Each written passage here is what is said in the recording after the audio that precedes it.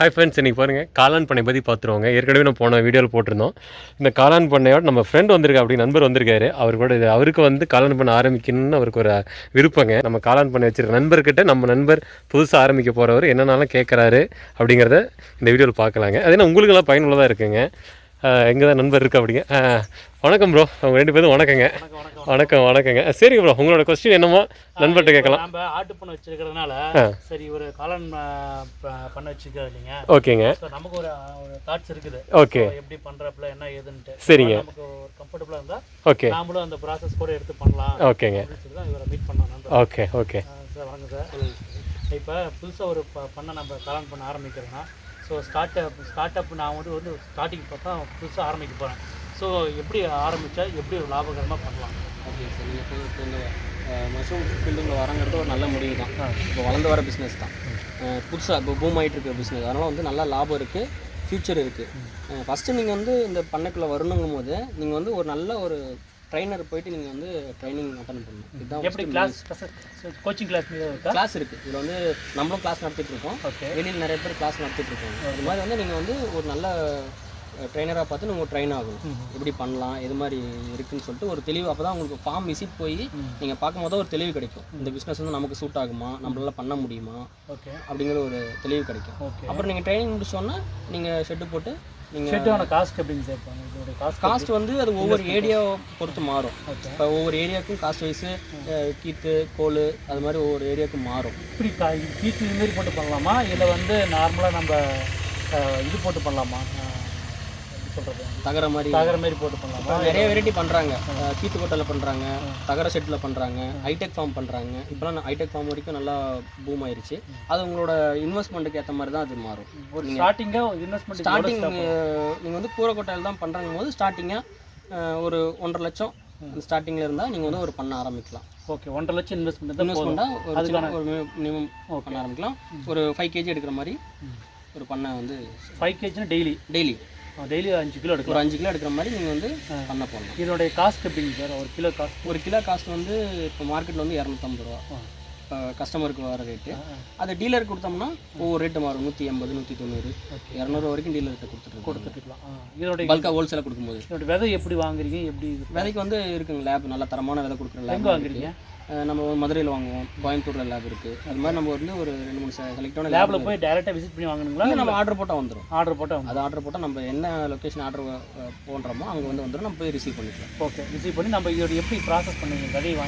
விதையை வாங்கி பில்லை வந்து ஸ்டெர்லைட் பண்ணி தொற்று நீக்கம் பண்ணி நம்ம வந்து பெட்டு ப்ரிப்ரேஷன் பண்ணி நம்ம தரமான பெட்டு ப்ரிப்ரேஷன் பண்ணி அதை உள்ளே வந்து 20 days வந்து மெயின்டைன் பண்ணும்போது டெம்பரேச்சரை 21 நாளில் நம்ம பட் சரிக்க ஆரம்பிச்சிடும். 23 நாள் நம்ம ஹார்வெஸ்ட் பண்ணிக்கலாம். இப்போ நீங்கள் சொல்கிறது வந்து பார்த்தீங்கன்னா பெட்டு ரெடி பண்ணணும்.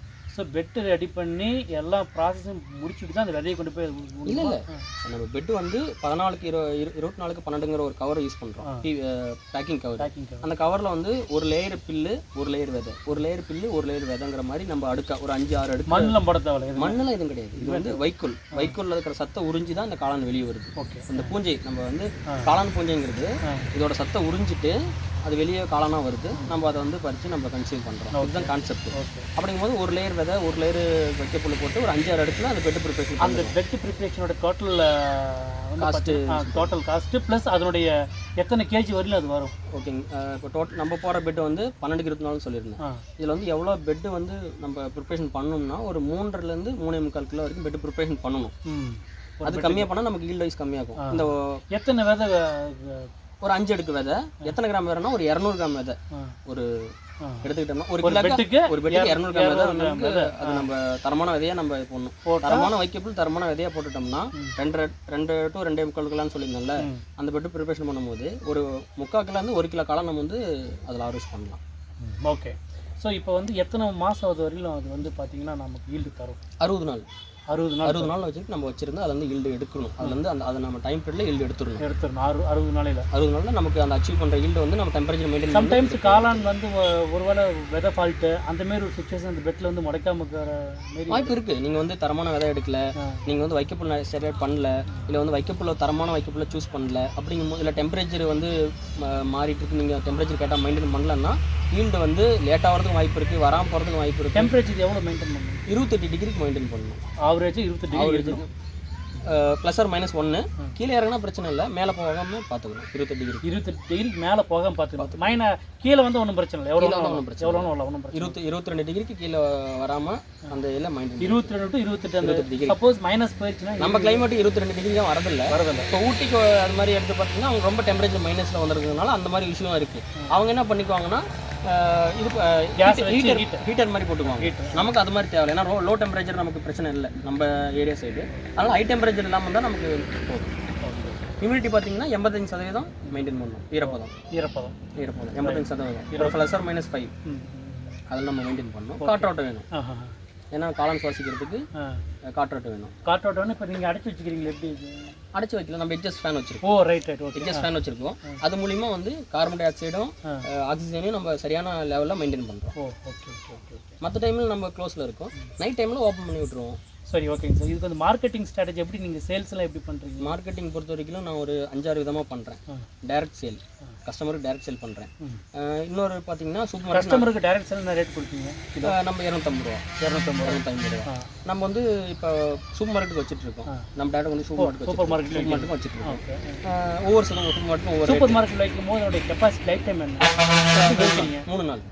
எது பாக்ஸ் மாதிரி வச்சு இல்லை, நம்ம பிபி கவர் 7-8ங்கிற பிபி கவரில் போட்டு நம்ம 200 கிராம் பேக்கெட்டாக பண்ணி நம்ம கொண்டு போய் மேனுஃபேக்சரிங் டேட்டு எக்ஸ்பிரி டேட்லாம் போட்டு நம்மளோட லோகோ. எத்தனை நாள்? 3 நாள் டைம் ஆகுது. 3 நாள் டைம். 3 நாள் டைமில் கன்சியூம் பண்ணிக்கணும். சப்போஸ் இல்லைன்னா நம்ம ரிட்டர்ன் எடுத்துருவோம். ரிட்டர்ன் எடுத்துன்னு என்ன பண்ண போகிறீங்க? ரிட்டர்ன் எடுத்து நம்ம மதிப்பு கூட்டல் பண்ணுவோம். சப்போஸ் மதிப்பு கூட்டல் பண்ண போகிறோம்னா நம்ம அது வேஸ்ட் தான். அது நம்ம இது பண்ணல. அதுக்கான மார்க்கெட்டிங் நம்ம வச்சிருக்கோம். அந்த 3 நாளுக்கு இதாகிற மாதிரி தான் நம்ம மார்க்கெட்டிங் வச்சிருக்கோம். அதனால் அது ஒரு பெரிய ப்ராப்ளமாக இருக்குது. பெரிய ப்ராப்ளமாக. அப்புறம் 3வது கேட்டிங்கன்னா இது கொடுத்துட்ருக்கோம். எப்படின்னா டீலருங்க இருக்காங்க, அவங்களுக்கு கொடுத்துட்ருக்கோம். அப்புறம் வந்து உழவர் சந்தைக்கு கொடுத்துட்ருக்கோம்.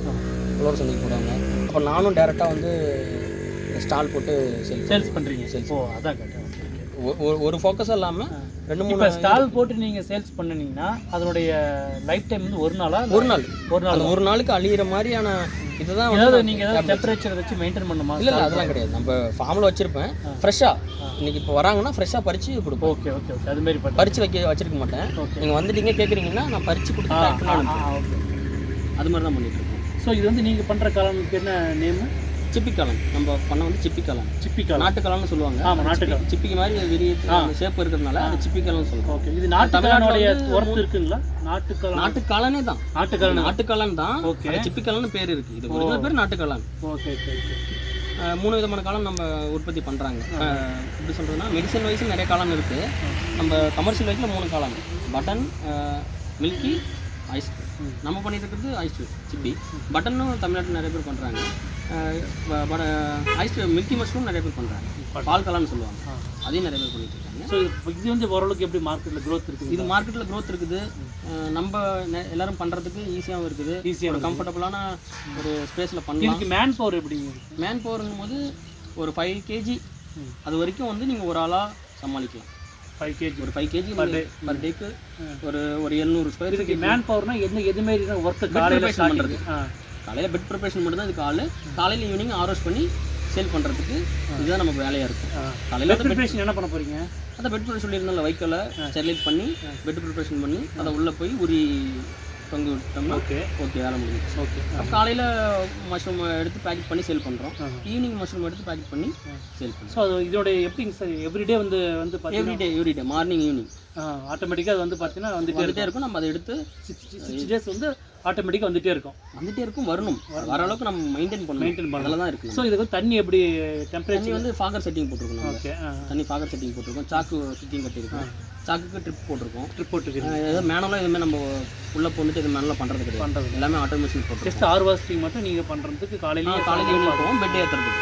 மற்றபடி வந்து சாக்குக்கோ இல்லை வந்து பெட்டுக்கோ இல்லை இம்யூனிட்டிக்கோ நான் வந்து கையில் ஸ்ப்ரே பண்ணுறது இல்லை வந்து ஜக்கில் வாளியில் தெளிக்கிறதுலாம் கிடையாது. எல்லாமே வந்து இதுக்கு நோய் எதிர்ப்பு எப்படிங்க சார்? சப்போஸ் எப்படி இருக்குங்க சார்? இதுக்கும் வந்து ஒரு 2-3 விதமான பிளாக் மோல்டு, க்ரீன் மோல்டு, இது மாதிரி நிறையா நோய் தொற்று இருக்குது.